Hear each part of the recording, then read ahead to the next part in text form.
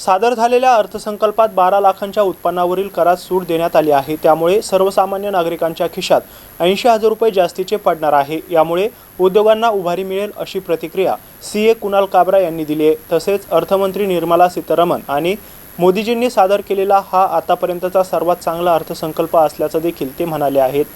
नमस्कार। महाकुंभमेळ्याच्या समयी आलेला आजचा हा बजेट आहे।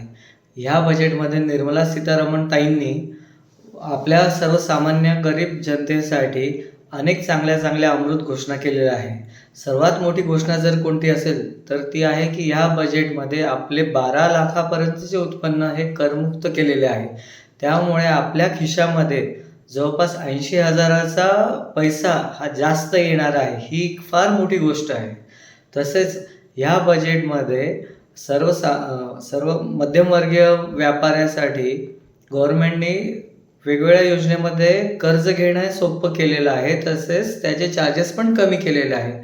याच्यामुळे काय होईल तर आपल्या उद्योगधंद्यामध्ये व्यापारामध्ये नवीन गुंतवणूक येईल। या वाढलेल्या गुंतवणुकीमुळे नवीन रोजगार निर्माण होतील। त्यामुळे आपल्याला सर्वांना जास्तीत जास्त फायदा होईल। तर त्यामुळे ह्या बजेटला आपण असं म्हणू की हा मोदीजींचा आणि निर्मला सीतारामन मॅडमचा आतापर्यंत सर्वोत्कृष्ट बजेट होता। जय हिंद, जय महाराष्ट्र।